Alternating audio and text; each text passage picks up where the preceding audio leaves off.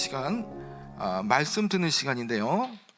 하나님 말씀은 요한계시록 3장 1절로 6절까지 말씀을 함께 교독하겠습니다. 요한계시록 3장 1절로 6절 신약성경 402면에 있습니다. 제가 먼저 요한계시록 3장 1절 말씀 먼저 읽겠습니다.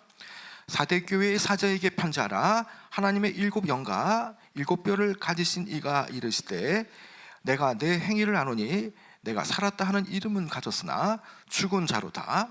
너는 일깨어 그 남은 바 죽게 된 것을 굳게 하라.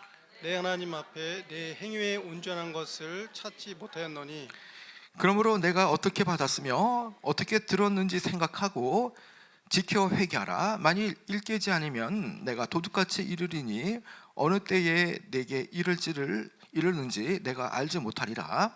그러나 사대에 그 옷을 더럽히지 아니한 자 몇 명이 내게 있어 흰 옷을 입고 나와 함께 다니리니 그들은 합당한 자인 영거라. 이기는 자는 이와 같이 흰 옷을 입을 것이요 내가 그 이름을 생명책에서 결코 지우지 아니하고 그 이름을 내 아버지 앞과 그의 천사들 앞에서 시인하리라. 그 있는 나는 자는 성령이 교회들에게 하시는 말씀을 들을지어다. 아멘. 계시록 1장부터 3장까지는 예수님께서 소아시아 7교회를 요한에게 보여주시면서 그 교회가 어떠한 특성이 있는가를 우리에게 보여주시죠. 당시 소아시아 지역에 비단 여기에 나오는 7교회만 있었던 것은 아닙니다. 더 많은 교회가 있었죠. 그런데 예수님께서 왜 7교회를 선발해서 특별히 요한계시록 1장부터 3장까지 여러 7교회를 보여주느냐? 그 7교회 안에는 세상의 모든 교회들의 유형들이 다 여기에 포함되어 있기 때문이라는 것이죠. 그래서 7교회를 따로 유형적으로 다 대표할 수 있는 그런 교회들을 뽑아서 이제 요한에게 환상으로 그 교회에 대해서 이제 보여주시는 것이죠. 물론 7서신이 7교회에게 전해지는 서신이지만 그러나 이것을 우리는 이 교회에만 국한된 것이 아니라 오늘 이러한 교회 저런 교회 또 7교회의 다양한 면면들을 보면서 우리 교회는 과연 어떤 교회인가를 생각하며 우리는 도전을 받아야 하는 것입니다. 특별히 4대 교회에 대해서 말하는데 좀 보충적으로 4대 교회에서 제가 좀 설명을 드린다면 이 4대는 이 소아시아의 지역에 아주 이 군사 도시라는 것입니다. 우리가 뭐 용산이라든지 부평이 이 군사 도시가 있는 것처럼 군사 도시라는 것처럼 이 4대는 아주 난공불락의 도시였습니다. 그런데 이 도시가 점차적으로 이 도시 국가가 이 세력이 퇴화되어지면서 주전 546년에 이 바사 제국에 의해서 점령당하게 되어집니다. 그 뒤에는 또 이 헬라 제국에 의해서 그리고 로마의 제국에 의해서 결국 점령당하면서 이 국가가 이 독립적인 도시 국가의 기능을 다 상실하여서 이 과정 시대마다 숱한 이 살육과 이 숱한 전쟁을 치러야 하는 그런 슬픈 역사가 있는 것입니다. 더욱이 주후 17년에는 이 4대 지역에 엄청난 지진이 일어났습니다. 그래서 도시가 초토화가 되었고 많은 이들이 인명의 피해가 나타나는 그런 경우도 있었던 것이죠. 이와 같이 이 4대 지역에 오랜 세월 동안 전쟁과 또 기근과 또 지진 이런 일들로 인해서 이 4대는 특별히 이 죽음과 생명에 대해서 남다른 이런 관심이 있던 그런 지역이었다는 것입니다. 자, 그런데 이제 이 교회에 대해서 이 예수님 특별히 하나님의 7영을 가지시고 7뼈를 가지신 그 예수님께서 이 교회에 대해서 어떻게 말씀하신 걸 살펴보고자 하는데요. 먼저 여러분 하나님의 7영이라는 것은 7은 성경에서 말하는 완전수를 말합니다. 7영, 이 완전한 이 성령을 말하는 것이고요. 또 7뼈이라는 것은 7교회 교회를 말합니다. 그런데 이 7영과 7뼈를 가지신 바로 그리스도라는 것은 성령과 함께 하시고 그리고 교회의 주인이 바로 예수 그리스도라는 것을 말해주는 것이죠. 그 예수님께서 일곱 별과 일곱 영을 가지신 예수님께서 이 4대 교회에 대해서 어떻게 말씀하시는가라고 우리가 생각해 봐야 됩니다. 여러분 먼저 1절을 한번 읽어볼까요? 1절 읽어보겠습니다. 시작. 4대 교회 사제에게 편지하라. 하나님의 일곱 영과 일곱 별을 가지신 이가 이르시되 내가 내 행위를 아노니 내가 살았다 하는 이름은 가졌으나 죽은 자로다. 자, 이 4대 교회에 대해서 그리스도께서 어떤 행위를 안다라고 말씀합니까? 자, 내가 살았다 하는 이름은 가졌으나 죽은 자로다. 죽은 자라는 거죠. 죽은 자. 자, 이름은 있고 또 이름은 살았지만 실상은 영적으로 죽은 교회라는 겁니다. 죽었다라는 것이죠. 자, 이 주님은 영적으로 죽은 이 4대 교회에 대해서 늘 이 마음에 염두를 두시고 그들을 돌이키기 위해서 각성되는 말씀을 요한을 통해서 부어주시죠. 제가 서두에서 이 4대 지역이 특별히 이 전쟁과 또 재난으로 인해서 많은 인명피해가 나타나고 또 이 지역 자체는 다른 지역보다는 더 이 생명과 죽음에 대한 이런 남다른 관심이 있다고 제가 말씀을 드렸습니다. 여러분 지금 이들 교회에 대해서 이 4대 교회에 대해서 지금 주님께서 말씀하시는 부분을 잘 생각해 보시기 바랍니다. 자, 그들 교회가 지금 생명이 있으나 자, 지금 죽었다고 그들에게 경고를 주지 않습니까? 자, 생명은 있지만 지금 그들은 죽었다라는 말을 예수 그리스도로부터 그들이 이 말씀을 들을 때 그들은 분명 귀가 번쩍 뜨였을 것입니다. 다른 어떤 교회보다 이 생명과 죽음에 대해서 많은 부분들에서 이 남달리 그런 이 생각들이 있는 교회 아닙니까? 자, 그런데 중요한 것은 다른 교회에 비해서 이 4대 교회는 칭찬이 전혀 없다라는 겁니다. 다 책망밖에 없다라는 것이죠. 여러분 왜 예수님께서 이 4대 교회를 향해서 칭찬을 하지 않았겠습니까? 그것은 외형적으로 교회의 형태를 띠지만 전혀 영적으로 죽었고 또 생명력을 가지지 않은 교회였기 때문이죠. 이 교회가 명목상 또 이름뿐인 이 교회이지 실제로는 죽은 교회와 같기 때문에 남달리 칭찬할 필요가 없다는 겁니다. 다른 교회들보다 규모가 컸을 수도 있습니다. 또 인간적인 평판이 다른 소아시아 지역의 교회보다 나을 수도 있습니다. 그러나 주님이 보시는 관점은 외형이라든지 사람의 평판이 아니라 그 교회의 영적인 실체를 주님은 아신다라는 것이죠. 그 영적인 실체가 이미 영적으로 죽은 교회가 되었다라는 것입니다. 그래서 주님은 그 교회를 향해서 살았지만 이름만 가졌다라고 말하죠. 여러분 이 살았다라고 말하면 이름만 가졌다는 이 교회 분명히 이 교회는요 세상적으로 매우 활동적이고 살아 움직이는 그런 교회처럼 보였을 겁니다. 소위 우리가 말하는 정말 잘 나가는 그런 교회의 어떤 표상이 될 수도 있습니다. 외형적으로 한국 교회가 많이 북적북적대고 예배를 많이 드리고 여러 가지 많은 활동하지만 그러나 그 건물이 그렇게 화려하고 또 많은 사람들이 예배 드리러 움집하고 오고 가지만 그 안에서 주님이 원하시는 예배, 주님을 향한 그런 하나님을 경외하는 마음이 없다면 그것은 살아있지만 그것은 주님 보실 때에 판정이 되어질 때에 죽은 교회와 같다라는 것이죠. 겉으로는 그럴싸하게 보이지만 이미 이 4대 교회는 속으로 들어가면 이미 영적으로 죽은 교회입니다. 이 죽은 교회를 향해서 예수님께서 어떻게 살아갈 수 있는 방법, 또 다시 한 번 더 이 회복될 수 있는 방법을 그들에게 처방하십니까? 여러분 2절에 그 내용이 나오는데요, 여러분 2절 한번 읽어볼까요? 시작. 너는 일깨어 그 남은 바 죽게 된 것을 굳건하게 하라. 내 하나님 앞에 내 행위에 온전한 것을 찾지 못하였노니. 자, 여러분 여기에 보면요, 주님께서 이 그들의 행위가 온전하지 못하는 것에 대해서 책망하시면서 자, 무엇을 찾지 못하였다고 말합니까?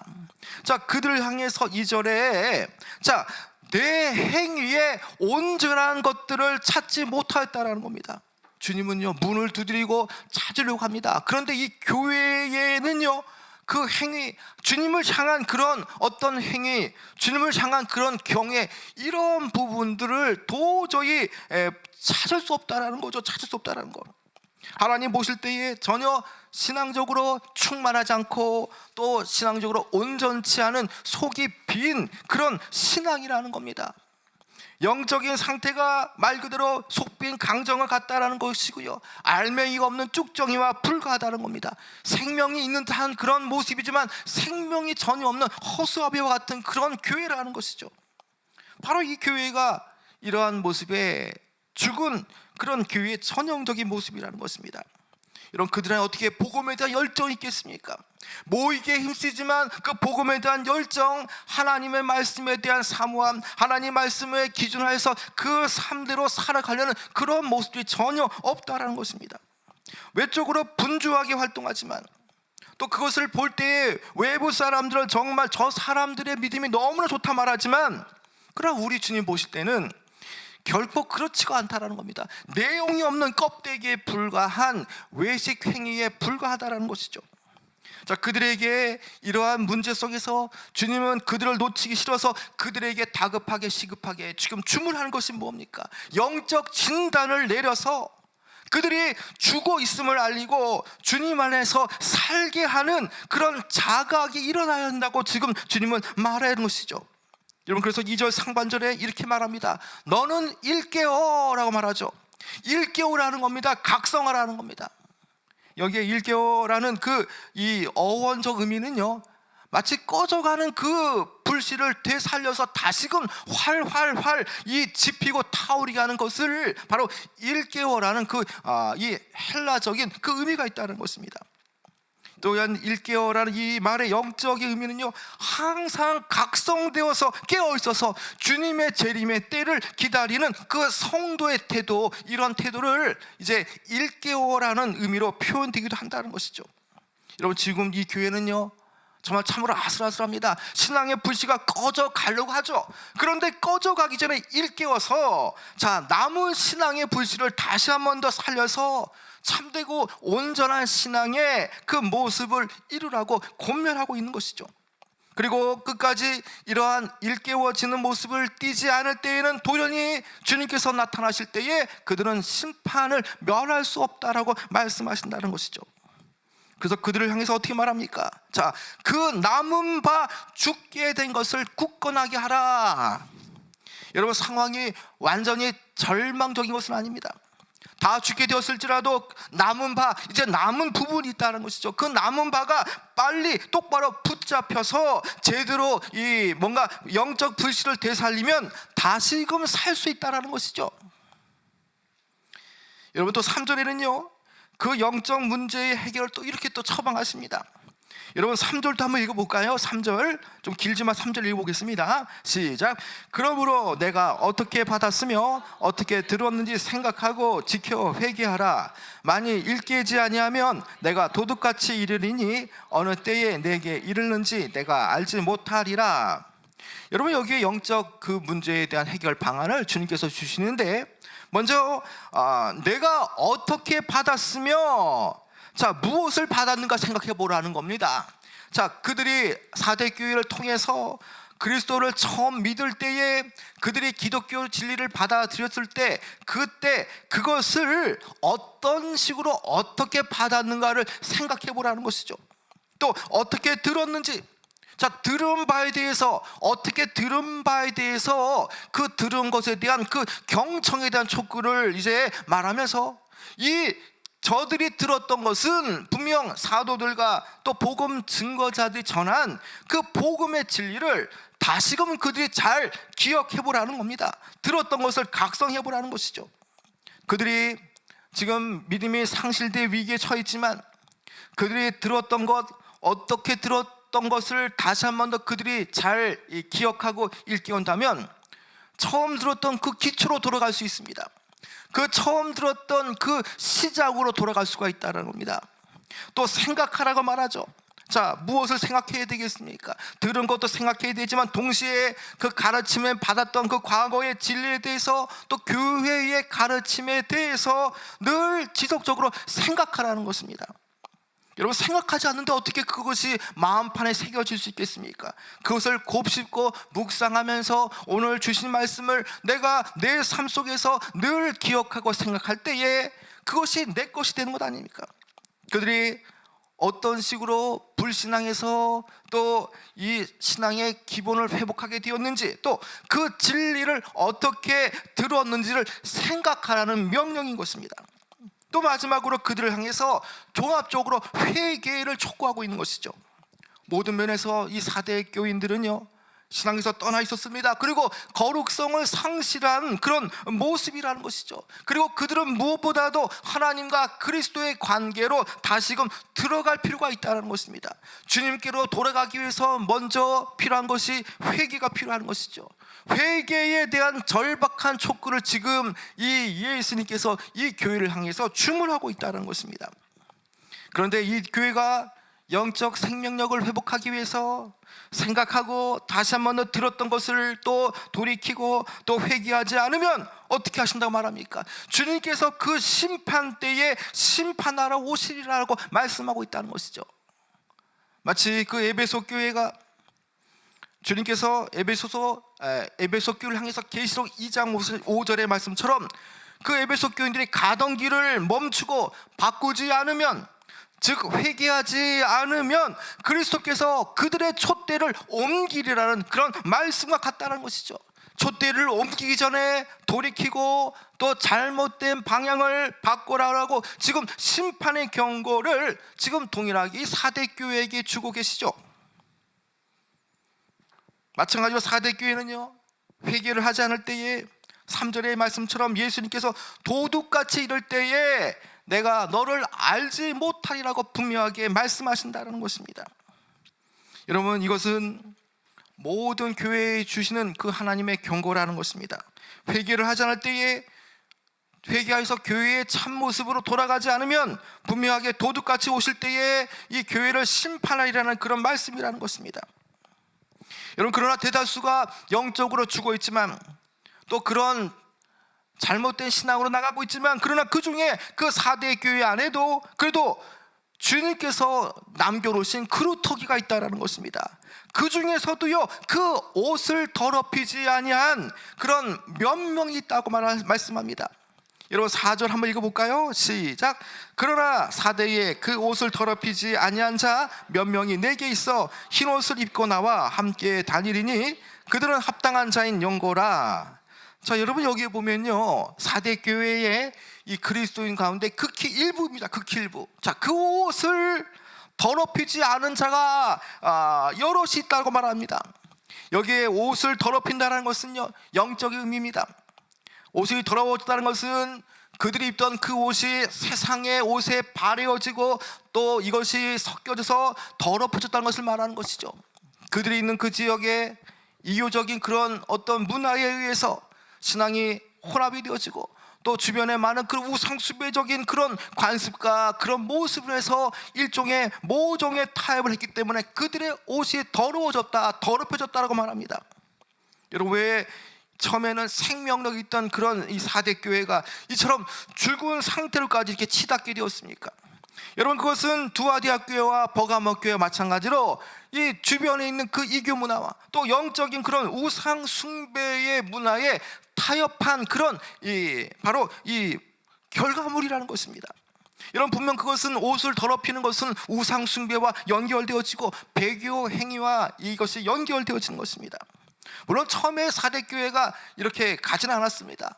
처음에 복음을 들었을 때에 그 복음을 들었던 그 어떤 순수한 열정과 복음을 가지고 나갔지만, 시간이 지날수록 그 교회의 위협처럼 다가오는 그 외적인 압박과 또 거짓 복음에서 나타나는 그 내적인 그런 이런 압박의 와중에 그들이 하나 둘씩 그 타협을 하게 됐다는 것이죠. 고난을 피하기 위해서, 박해를 피하기 위해서 그들과 여러 가지 방법을 또 도모하는 방법으로 타협했기 때문에 그들이 지금 옷이 더럽혀졌다는 것입니다. 여러분, 사람을 두려워하지 않고 하나님을 두려워한다라고 우리가 말씀을 듣지 않습니까? 그러나 그들은요, 이미 세상이 두려워서, 사람이 두려워서 이미 타협한 교회가 되었다는 것입니다. 바로 이 사실이 이 교회가 행위가 온전치 않은 그런 이유가 되어지는 것이죠. 교회 전체가 이러한 배도의 흐름 속에서 흘러갈 때에 그래도 주님께서 남겨놓은 소수의 사람들, 충성된 자들, 흰옷을 입고 주님과 함께 다닐 수 있는 자는 분명히 있었습니다. 여러분, 여기에 소수의 이 흰옷을 입는 자들이라는 이들은요, 바로 그 거룩함과 순결함으로 그 우상과 세상의 문화와 또 이렇게 따로 떼어진 거룩한 자들, 또 분리되어지고 분별되어진 자들이라는 것입니다. 분명 그들은요, 점차적으로 변질해가는 그 교회 속에서 여전히 순수함을 지키고 거룩성을 지키기 위해서 이미 이긴 자들입니다.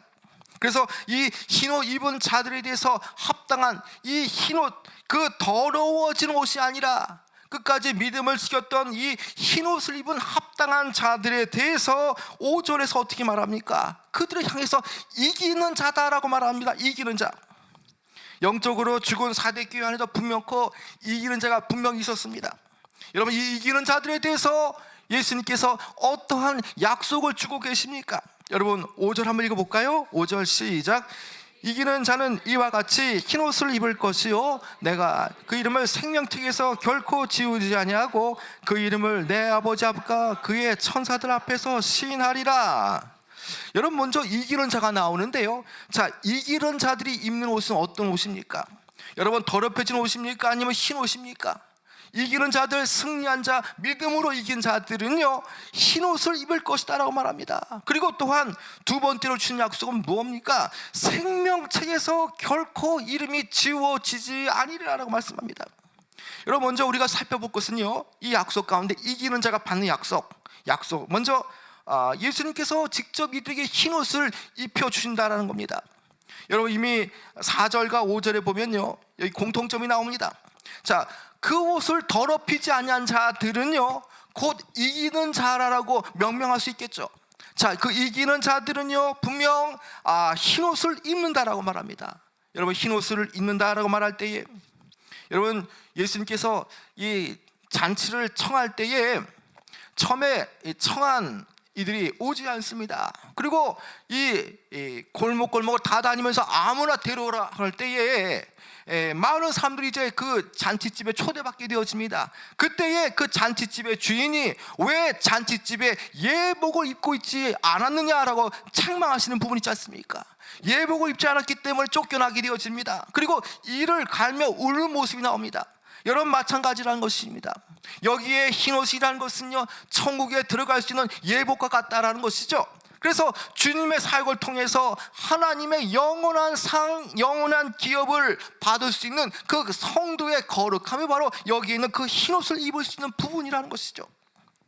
흰옷을 입는다는 것은 하나님을 위해서 거룩하게 구별되어지게 정결하게 또 깨끗하게 되어지는 삶을 믿음으로 그려냈던 그런 이들이 입는 옷이라는 것이죠. 여러분, 두 번째 약속은 또 있습니다. 여러분, 그것은 이기는 자에게 예수님께서 허락한 것은 무엇입니까? 여러분, 그것은요, 그의 이름을 생명책에서 결코 지우지 아니할 것이라고 말씀합니다. 여러분, 이 생명책은 요한계시록에 무려 5번이 나오죠. 여러분, 이 생명책이라는 것은 결코 멸망당하지 않고 그 생명 또 구원과 관계된 사람들의 이름이 기록되어진 책이라는 것입니다. 여러분, 그렇습니다. 천국에는요, 구원받을 의인의 이름이 기록된 하늘의 책, 생명의 책이 있다는 것입니다. 오직 주님 앞에 충성스럽게 신실하게 믿음을 지켰던, 그 믿음을 유지했던 자들만이 그 안에 이름이 기록되어지고 등재될 수가 있다는 것입니다. 그래서 생명책에서 결코 지우지 아니하리라 라고 말씀한다는 것이죠. 그 서슬프런 그 박해의 현장 속에서도 끝까지 그 이교도의 그 환경 속에서 믿음을 지키고 타협하지 않은 그런 성도들, 그리고 결코 우상 숭배하지 않은 그런 이들, 결코 흠 없이 티 없이 정말 정결한 삶을 살았던 그런 이들에게 주님은요, 하나님 앞에서 영원한 보상, 생명책에서 이름이 지워지지 않는 그런 약속을 주신다는 것이죠. 그래서 이렇게 이기는 자들, 믿음으로 승리하고 인내의 말씀을 지킨 자들은요, 누구 하나 상관없이 다 믿음을 지킨 이기는 자들은요, 하나도 빠짐없이 생명책에서 그 이름이 지워지지 않으리라고 말씀하고 있습니다. 여러분, 흔히 신약과 구약은 짝을 이루지 않습니까? 여러분, 이 생명책에 대한 내용, 이 내용이 이미 구약에도 있습니다. 출애굽기 32장 33절에 보면요, 여호와께서 모세에게 이르시되 누구든지 내게 범죄하면 내가 내 책에서 그를 지워버리라 라고 말씀하죠. 또 시편 69편 28절에는요, 그들을 생명책에서 지우사 의인들과 함께 기록되지 말게 하소서라는 말씀이 있습니다. 여러분, 여기 있는 5절에 내가 그 이름을 생명책에서 지우지 아니라 말씀, 그리고 출애굽기 32장과 시편 69편에 지금 제가 읽은 이 말씀의 세 가지의 말씀의 공통점은 무엇입니까? 자, 생명책의 이름을 기록하는 분이 하나님이라는 것입니다. 그리고 생명책의 이름을 기록하는 분이 하나님이신데, 그 이름의 주인공이 어떠한 삶을 살았느냐에 따라서 기록되었던 분에 의해서 얼마든지 그 기록이 생명책에서 이름이 기록되어진 것이 지워질 수도 있다는 것입니다. 여러분, 이것은 교회에서 배웠던 그런 보통의 구원관과 다른 부분이라는 것이죠. 더 성경적인 개혁이 필요하다는 것을 우리에게 분명히 말씀합니다. 교회에 다니는 성도들, 자신이 교회에 다닌다는 사실만으로 흔히 구원을 의심하지 않습니다. 하나님을 알고 예수를 구주로 시인하고 영접했기 때문에 결코 구원받았다는 그 사실은 변함이 없는 것입니다. 이건 맞습니다. 마음으로 믿고 의에 이르고 입으로 시인하여 구원받는 것 맞습니다. 그래서 예수 믿을 때 우리는 이미 다 이 생명책에 이름이 다 기록되었습니다.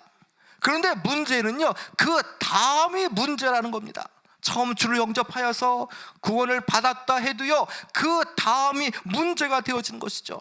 얼마든지 이 말씀처럼, 이 교회 성도처럼 말씀 앞에 서 있지 않으면 얼마든지 생명책에서 이름이 지워질 수 있다는 것입니다.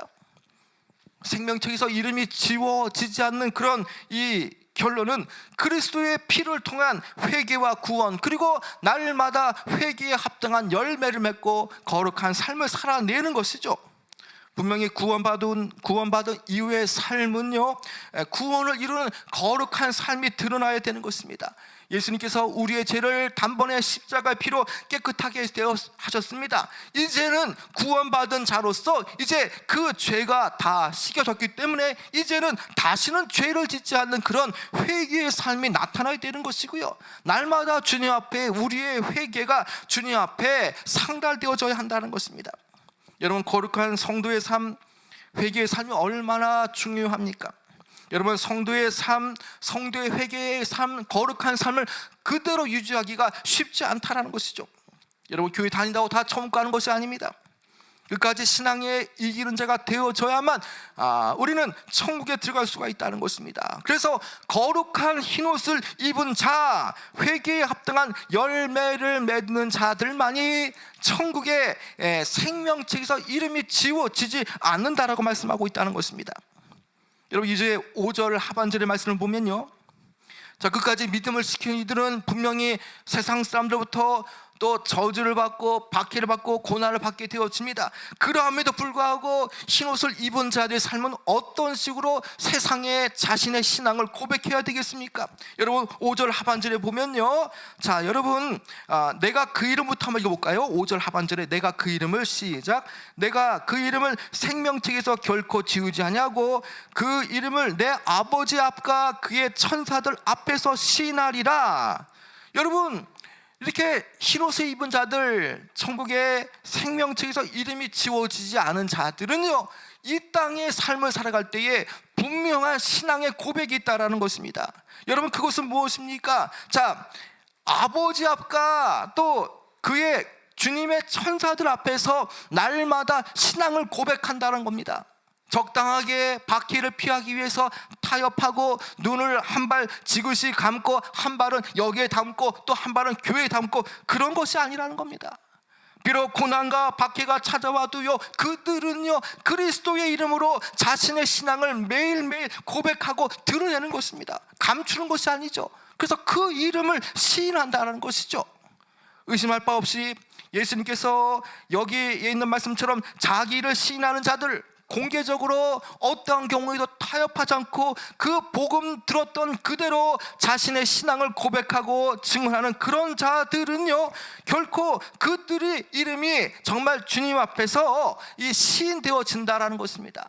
주님을 고백하는 것만큼 또 세상을 향해서 어떠한 경우에도 자신의 신앙을 입증하고 증거하는 그들 또한 주님께서 그들을 부끄럽게 여기지 않고 그들을 다 기억하고 그들 또한 천사들 앞에서 시인하도록 또 주님께서 이끄신다라는 것입니다. 여러분, 그래서 신앙은요, 날마다 내 믿음을 하나님께 고백하는 것입니다. 악한 세상이 찾아오고 어려움이 있을지라도요, 우리는 결코 타협하는 신앙이 아니라 믿음으로 고백하고 믿음으로 살아내는 그 신앙, 바로 이것이 주님 앞에서 천사들 앞에서 자신의 신앙을 시인하는 신앙이라는 것이죠. 여러분, 이제 6절에 이렇게 말씀합니다.